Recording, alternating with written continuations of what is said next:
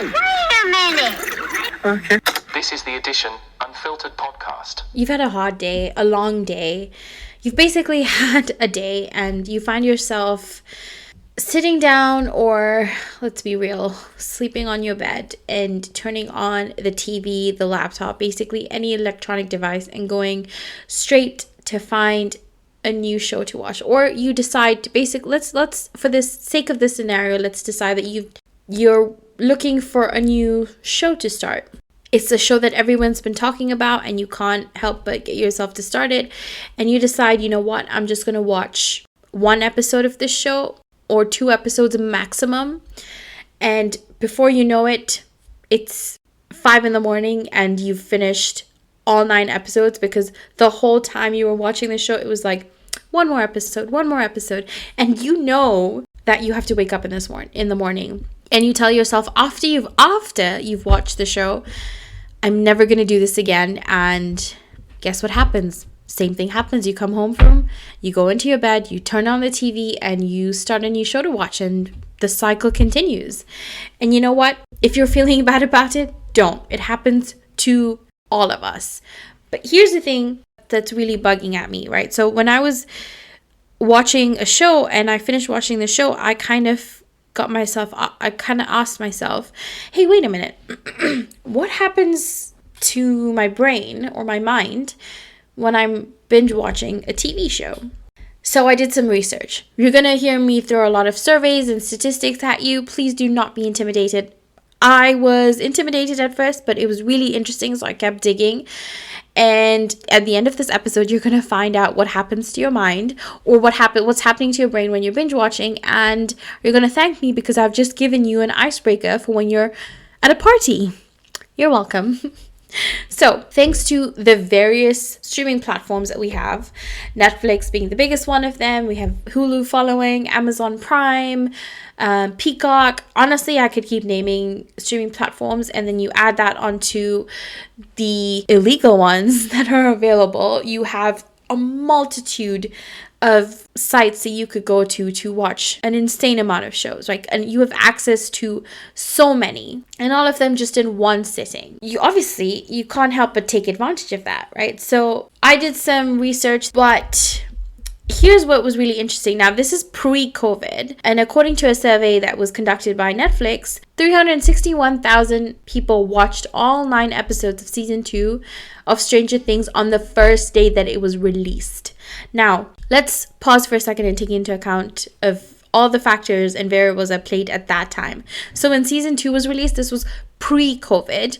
This was pre-Netflix boom. It was becoming a staple of every household in the States. It hadn't branched out yet, but it was still a very new thing. So you can imagine 361,000 people this is Netflix at its infant level. So I dug in some more. So I just binge watched a show very recently, which is what sparked this whole conversation. And I didn't actually feel good after watching the show. In fact, I kind of felt exhausted. My mind was tired. I wasn't feeling all that great like I did when I had started the show. So why are all these people? And obviously the trend continues that we see over and over again. Netflix has released new shows and people watch it in one night. And this isn't just people. I mean, I have case studies of me, my family, my friends, all watching seasons in one sitting. Despite the feeling we have after, we continue to do so. I decided, you know what, I'm going to the internet and figure out why does that happen. And then I came across a survey that was also conducted by Netflix that found that 73% of participants reported positive feelings associated with binge watching. Isn't that ironic? You're feeling really terrible after binge watching, but you have positive feelings associated with binge watching. Why? That's a kicker. I thought about it. I was like, I've watched a show in its entirety and I feel exhausted. I'm downright depressed, to be fair, because I'm out of episodes to watch. And also, not even just to watch, but also that I have to wait a really long time before I can get to watch more episodes of this particular show. And Netflix Netflix has become kind of a leader in this space, in the sense that they're very stingy with the number of episodes that they want to release, but they're very, very giving with the time that it takes to release a season. So, a handful of reasons that binge watching is known to give us such a high and then leaves us kind of just emotionally spent on the bed, on the carpet, on the, I say carpet because hell, after binge watching, I don't know the difference between the bed and the carpet and the floor or the chair. I'm all fogged up. Let's think about this. Let's look at what happens to our brain when we settle in for a marathon, and how to just watch responsibly, because I know it even without having to do the research, and I'm sure you do too, that it's not really good for you, especially with the feeling that you get after. It's not something that should be a standard practice, even though that the social space that we live in has kind of just made this a norm. Like, binge watching is a norm, even though the side effects on the brain, as you will learn, are not that great. Let's get down to it. Watching episode after episode of a show feels good, but why does it feel good? So the reason that it feels good is because there's a lot of chemistry going on in your brain when you're watching, particularly when you press the play button. So when you're engaged in an activity that's enjoyable, like in this case we're taking binge watching, our brain produces dopamine, and this is known to be the chemical that gives the body a natural internal reward of pleasure. The reason that you want to do more of it is because it reinforces continued engagement in that activity. It is the brain's signal that communicates to the body, this feels good, you should keep going. And when binge watching your favorite show, your brain is continually producing this dopamine, and so the body experiences sort of a drug-like high, and you experience pseudo addiction to the show because you develop cravings for dopamine. I know this was really scientific, but it's so accurate. Just based off of the story that I've already said, how I feel when I watch, for example, The Witcher. I feel really happy when I'm watching the show, but I get really depressed after I watch it, because that dopamine, I guess in this sense, based off of this explanation, the dopamine is over. I don't have the feeling of high that I want anymore. And as I'm watching it, the reason that I keep watching more and more of it is because I'm getting that spike of dopamine that's making me crave to continue to do this. And according to doctors and scientists, it's actually the process we experience while binge watching is kind of the same that occurs when a drug or other type of addiction begins. Now that's a red flag right there. That's a really big red flag. What happens is the neural pathways that cause heroin and sex addictions are the same as an addiction to binge watching. I'm reading based off of an article by Better Today, and this is causing alarm bells. That sentence alone should put you off of binge watching. Dr. Carr is the doctor that explains this. What she says is that your body does not discriminate against pleasure. It can become addicted to any activity or substance that consistently produces dopamine, and binge watching consistently produces dopamine. So spending so much time immersed in the lives of characters portrayed on the show is also kind of fueling our binge watching experience. Let's step back a bit. So whenever you binge watch a show and then you go to sleep, you dream about these people that you're watching, or you dream about the place, or you dream about something that is kind of associated with what you were binge watching. And when you are feeling sad or depressed or just lonely, you kind of turn to your favorite TV show to watch or binge watch because of this particular reason. So spending so much time immersed in the lives of characters portrayed on a show is kind of also fueling our binge watching. But this is something that's really, really, really, really, really, really interesting, is that our brains code all the experiences that we watch it either on TV, in life, in a book, or even imagined as real memories, do you understand? Real memories. I'm not saying this I'm not making this shit up. This is like actual stuff. Psychiatrists at the Laguna Family Health Center in California have said that this is something that happens. And she explains it this way. She says that when you're watching a TV program, the areas of the brain that are activated are the same as when experiencing a live event. So we get drawn into storylines, become attached to characters, and truly care about the outcomes of conflicts. This is like a light switch going on. This makes me understand so much of the reasons why I'm so passionate about what happens, or why we're so passionate about what happens to the characters on the show.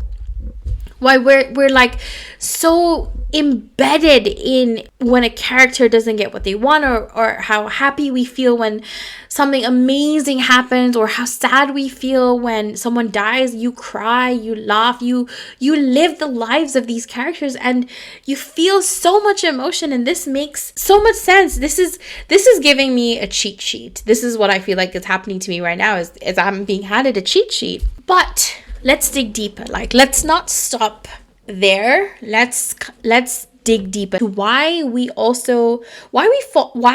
the other reasons we form this bond? Like, why does this happen? So apart from the brain coding that's insane, is identification. I think this is something that we can all again identify with. When you see a character that's more representative of you, you see yourself in the show, you're kind of more inclined to form a bond. You're inclined to be attached, I guess. Bond and attachment is sort of the same thing, but that happens. And I think one of the best examples that I've found on the internet, and one that I completely agree with, is Modern Family. It offers identification for the individual who is an adoptive parent, a gay husband, a father of a gay couple, the daughter of a father who marries a younger woman. And this is all stuff that happens, or is a standard, or not, I wouldn't say standard, but it's very common in America. This is why it was such a popular show, because it has so many multiple avenues for identification. It's like the plots and the characters all offer opportunity for fantasy and immersion, and it's kind of like in the world that you wish you were in. That's what it gives you. And so the identification with the power, prestige, and success, it kind of all just makes for an amalgamation of a great watch. Let's move on to binge watching and how it is a stress reliever. Now, I am a very, very good example of this situation that I have come across. Is when binge watching, it kind of offers a temporary escape from the day-to-day grind, the life that you're living that you don't want to live. And it can really be, now here is where I found that it is a positive thing, is it can really be helpful for stress management. You go throughout the day and you're bombarded with all of this stress, that be it within life or work or just basically day-to-day stress shit that we go through. It's hard to kind of wind down at the end of the day and tune out all the noise, all the stress, all the pressure that is expected, and everything out. It's kind of hard to do that. And I speak from personal experience when I say this, but binge watching kind of does that for me. It acts like a steel door, and it blocks my brain from thinking about all these constant stresses and these pressures that I have to face on a daily basis. It blocks it out for the time I'm watching this show. And I think that's why I continue to watch a show that I've watched, or a show that I've watched a couple of times, because I've already seen what's coming, and so there's no stresses for me in that amount of time. So if I'm watching something for 20 minutes, like an episode of 20 minutes, just to block out stress and just to wind down, I know what's happening in this episode, and I know I'm not going to be stressed out about it. And so that just kind of creates my own bubble. I've just created my own bubble, and it's so cool to learn that that's actually a thing, that it works as a stress reliever, and it can really help set up a great boundary where troubles are kept at a bay. Another thing that I've seen, or I've seen in the research, is that it can kind of help foster relationships with others who have been watching the same show as you. Now, this is like this is a complete obvious. This is something that we all know. The fan clubs, the Reddit forums, the Facebook groups, the groupies, like every show has immense fans, like the fans that brought back Lucifer, the fans that brought back Manifest. Like I'm blanking out on shows, but these are the ones that come top into my mind. All these fans, all these loyalties that like came together and brought back shows that were cancelled. This just speaks to it. It gives you that opportunity to connect. It gives you that opportunity to form a bond with somebody else, because you kind of, as science says, you're kind of going through the same thing and you kind of just click. It's just a instant puzzle piece, the two pieces brought back together. It makes you feel part of a community. You kind of have these, like I mentioned, all these forums and groups and fan clubs where you just connect over an in-depth discussion of the show. You have these like fantasy endings, you have alternate scenarios, like you create all that stuff, and that just brings a sense of belonging, a break from reality, but like that sense of belonging, that sense of world that you wish you were a part of, or the world that you wish would have happened. It just kind of brings that to life. Now let's talk about what happens. We've discovered that there's not bad to binge watching. There is some positives to binge watching. I hope none of you use that as an excuse to continue to go overboard on it, but there is some benefits to binge watching. Now let's look at what happens. Let's look at the letdown, particularly what happens when the binge watching is over, because I think that's where the most negative aspect of it comes in. Like I mentioned, the pure sadness after watching a series. I don't know if you can hear it in my voice, but I'm so sad that I have to wait a really long time to watch The Witcher. And now that has even been more devastating is that the fact that The Witcher has changed from Henry to Liam. I know some of you out there will understand my pain, and there we have our sense of community, our reason for bonding. All right, I digress. All right, okay, let's get back to the letdown, right? You feel sad, you feel depressed, you just kind of like, you're like a slob just stuck in the middle of where you don't want to be. I've discovered this is called situational depression because it is, and I quote, stimulated by an identifiable, tangible event. Our brain stimulation is lowered, such as in forms of other depression. So we do have a sliver of depression as we finish watching the show. So to maybe help understand better, I found a study that was conducted by the University of Toledo, which 142 out of 408 participants identified themselves as binge watchers. And this group recorded or reported higher levels of stress, anxiety, depression than those who were not binge watchers. But when they further examined the habits that came with binge watching, it's not hard to see why it would start to impact your mental health. So for starters, if you're not doing it with a roommate or a partner, binge watching can actually quickly become isolating. We sort of just begin to substitute TV for just human interactions, and we disconnect from the natural human world, and we replace that with this amazing, incredible, out of this world virtual world. In the sense, it is out of this world. When your DNA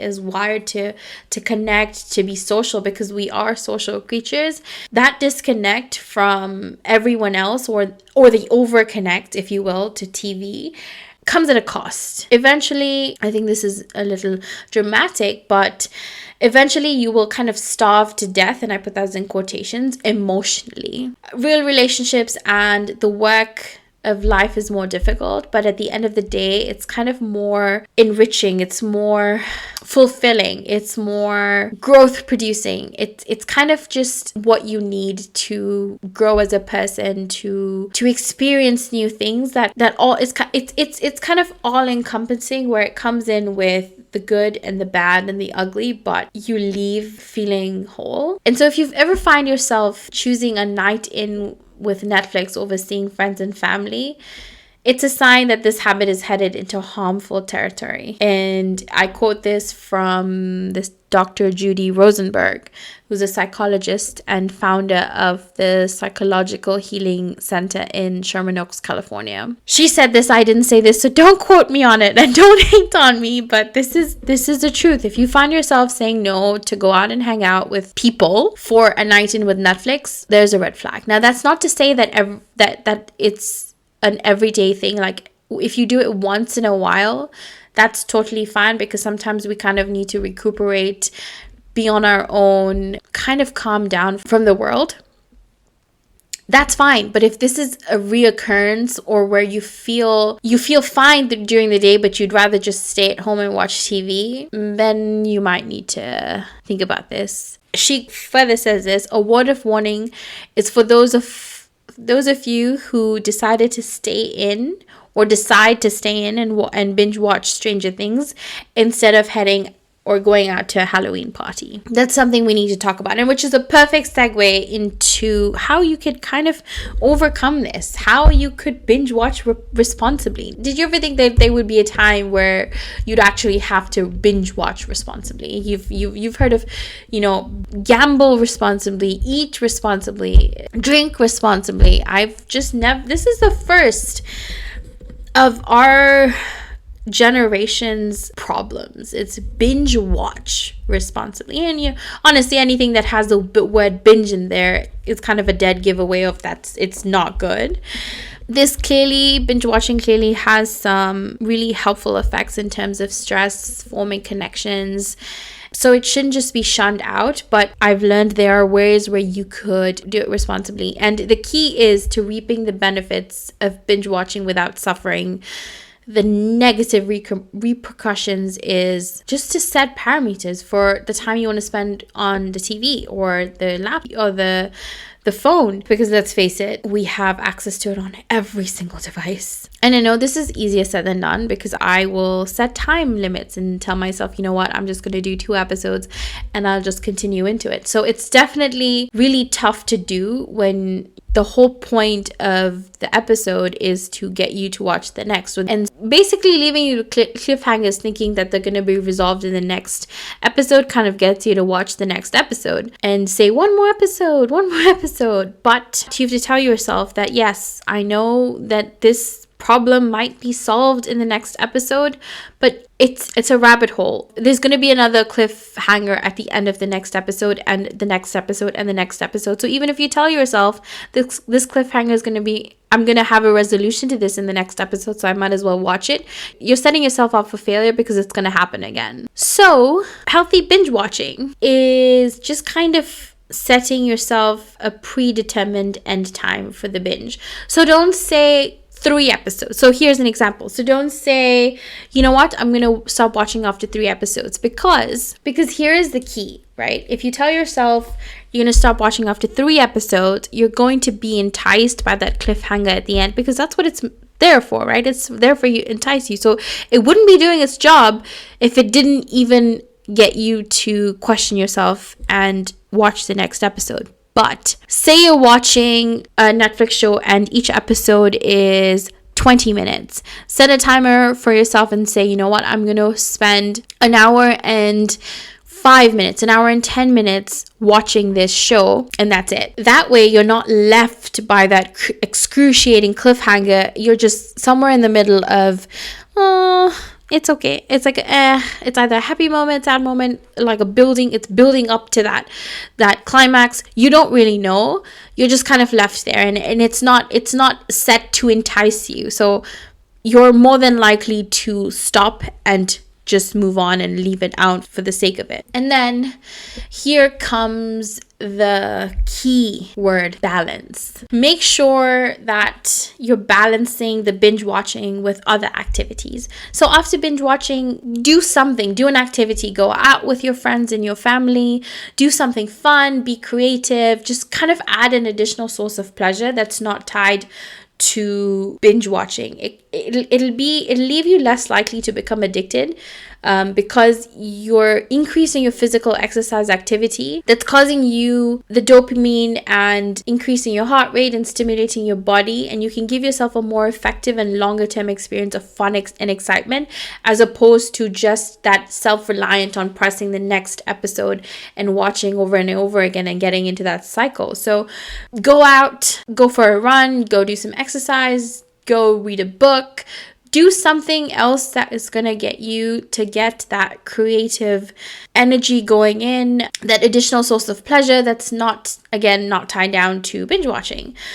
But yes, I hope this was helpful, or interesting, or both, or all of the above. I definitely had a lot of fun researching this. I did go down a really crazy rabbit hole of surveys and stuff, and I had some sensory overload, kind of had to get out of it. But this was basically the information that was kind of standard within all the articles and all the surveys that I read. So next time you press that next button, think to yourself, what would Sheila do?